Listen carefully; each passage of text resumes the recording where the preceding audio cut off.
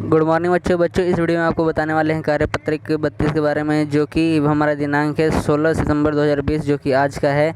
विषय हिंदी, टॉपिक हमारा उत्साह है, जो कक्षा 10वीं क्लास का दे रखा है।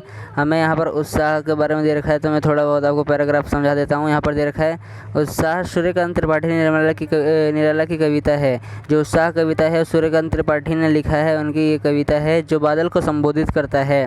बादल निराला का प्रिय विषय है। कविता में बादल एक तरफ पीड़ित प्यासे जन की आकांक्षा को पूरा करने वाला है, यानी कि बादल निराला का यह प्रिय विषय कविता में बादल एक तरफ पीड़ित प्यासे जन की आकांक्षा को पूरा करने वाला है, जो दूसरी तरफ वही बादल नई कल्पना और नए अंकुर के लिए विप्लव और क्रांति चेतना की ओर भी संकेत करता है।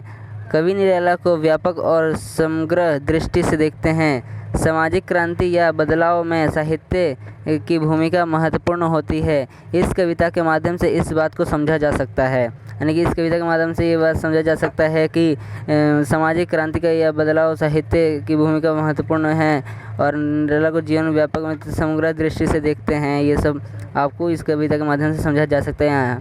तो यहाँ से आप ये कोई यहाँ पर दे रखा है पैराग्राफ, थोड़ा सा यहाँ पर आप पढ़ सकते हैं और यहाँ पर शब्दार्थ दे रखा है। तो हम आपको प्रश्न उत्तर के बारे में डिस्कस करते हैं। क्या लिख रखा है हमारा प्रश्न 1 क्या कहता है? क्या आप अनुमान लगा कर लिख सकते हैं कि कवि ने बादल बरसने के स्थान पर गर्जना शब्द का क्यों प्रयोग किया है? तो इसका उत्तर हमारा यहाँ पर मैं आपको दिखा देता हूँ। ये रहा। कवि बरसने के स्थान पर गर्जना इसलिए कहते हैं क्योंकि गर्जन विद्रोह का प्रतीक होता है और इस कविता के माध्यम से कवि बादलों की गर्जने से नूतन विद्रोह का आह्वान करते हैं। प्रश्न 2 हमारा क्या कहता है? कविता का शीर्षक उत्साह क्यों रखा गया? तो कविता का शीर्षक उत्साह रखने का मुख्य कारण यह है कि इस कविता में कवि बादल के माध्यम से समाज में क्रांति और उत्साह की भावना उत्पन्न कर एक महान परिवर्तन लाना चाहते हैं। कवि ने बादलों से गरजने का आह्वान किया है, जो बादल के मोहक स्वरूप के स्थान पर उनके उत्साह को प्रदर्शित करता है। यह है। प्रश्न 3 हमारा क्या कहता है?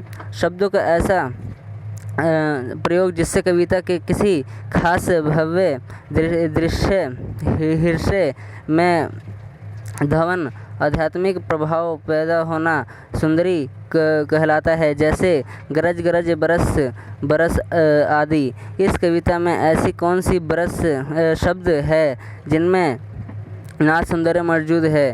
तो यहाँ पर हमारा है घेर घेर। पहला ये हमारा उत्तर में जो 2 हमें शब्द दे रखा है, घेर घेर घोर गगन धराधर ओ। और दूसरा हमारा है विद्युत छवि उर में।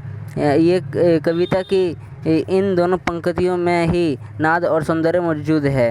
ये दोनों पंक्ति आप तीसरे प्रश्न में के उत्तर में लिख सकते हैं। प्रश्न 4 हमें गतिविधि दे रखा है। बादल के आने और उनके बरसने पर प्रकृति में जो परिवर्तन दिखाई देते हैं उन्हें अपने अनुभव के आधार पर लिखिए।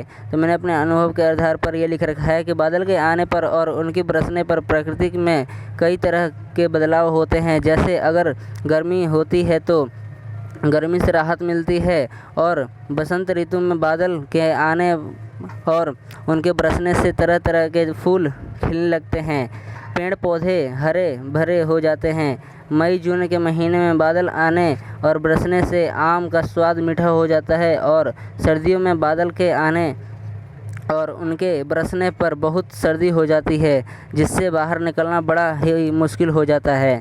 तो ये हमारा प्रश्न 4 का उत्तर हो गया। तो बच्चों मैं वापस से आपको दिखा देता हूँ, यहाँ से नोट आउट कर लीजिएगा।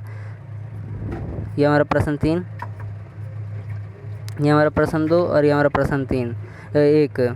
तो बच्चों आपसे उम्मीद करते हैं कि आपको ये वर्कशीट समझ में आ गया होगा। तो प्लीज़ बच्चों इसको ज़्यादा से ज़्यादा शेयर करें, लाइक करें और चैनल को सब्सक्राइब करें और बेल आइकन को प्रेस करें, जिससे कि हमारे नए वीडियो की नोटिफिकेशन आपके पास जल्द से जल्द आ जाए। तो धन्यवाद बच्चों, मिलते हैं आपसे अगले वीडियो में।